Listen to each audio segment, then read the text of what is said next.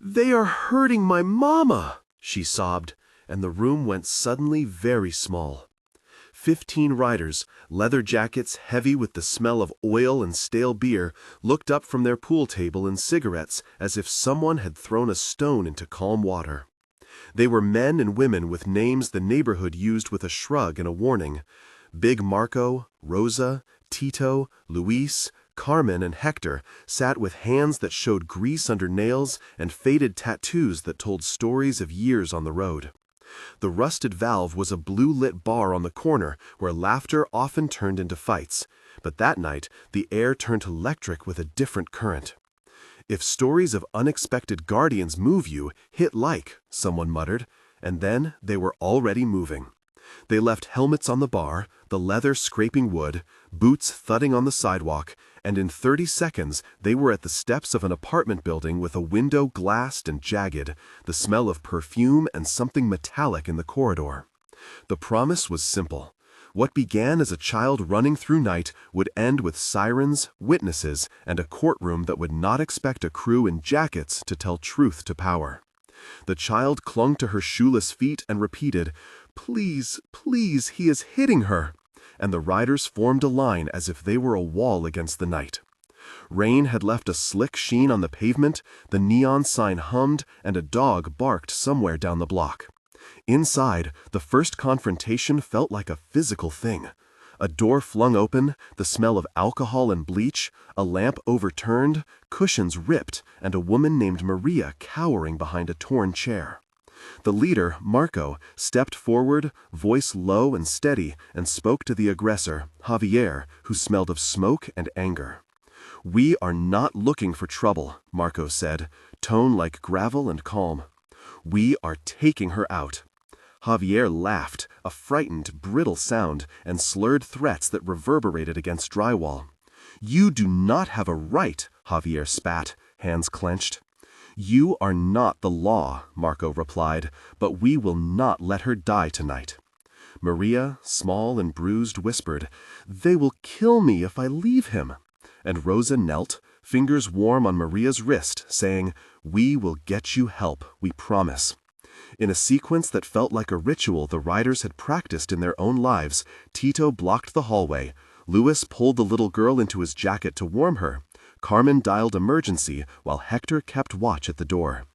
Dialogues carried tension and tenderness, 6 long exchanges where each sentence shifted the stakes and revealed character. "What do you think you are doing?" Javier hissed. "Saving a life," Marco answered. "You will regret this," Javier warned. "Try us," Rosa said. "Call the police," Javier demanded. "They are on their way," Carmen replied. "You will get bail," Javier sneered. "And we will tell the truth," Luis said, voice steady. Sensory details filled the scene. The coarse rasp of a rider's voice, the coppery taste of fear in Maria's mouth, the slap of rain on the window pane, the sticky smell of spilled beer, the cold press of metal keys in Marco's hand when he unlatched the door to the stairwell. A neighbor named Elena peered from a dim landing and later testified, hands shaking, that she heard glass break and a child cry.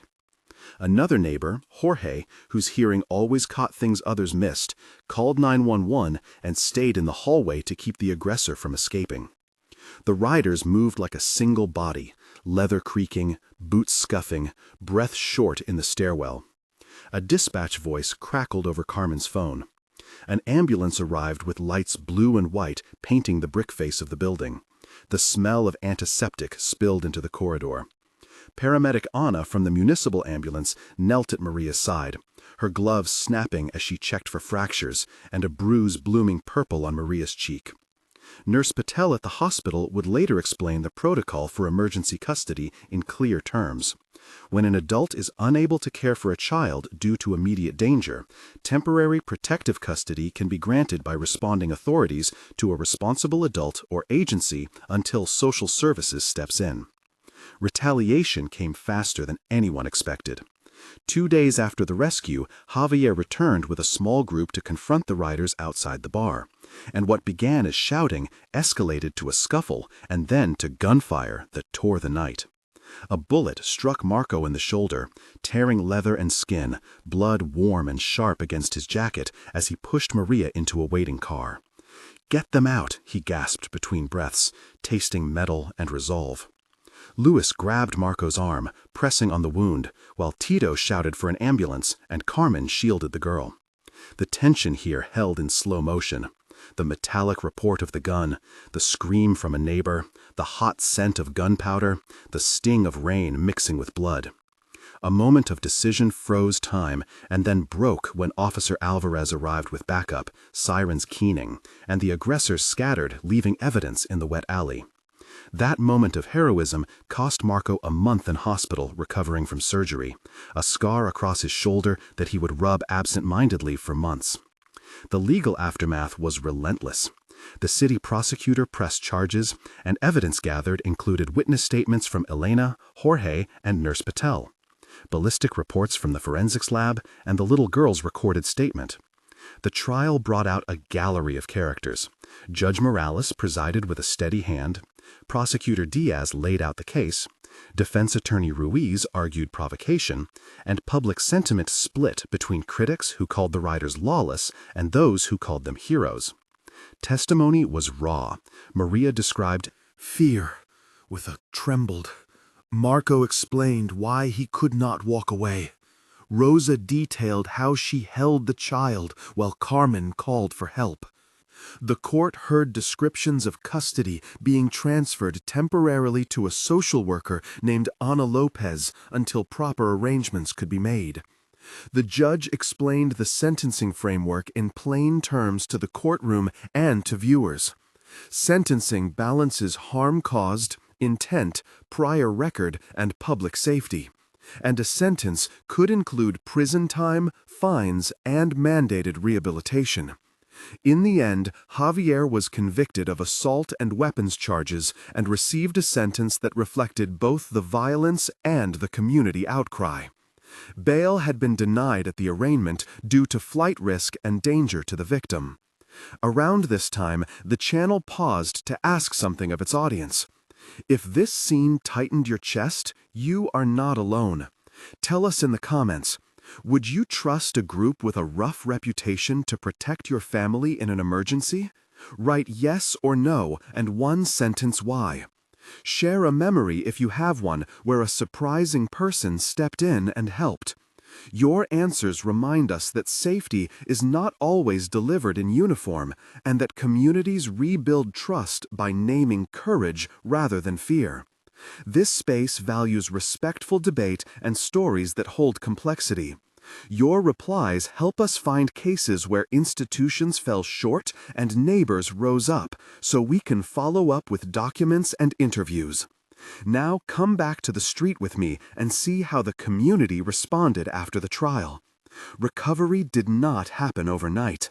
Maria entered a protection program. She and her daughter moved briefly to a shelter, where a social worker named Ana Lopez arranged therapy and school enrollment.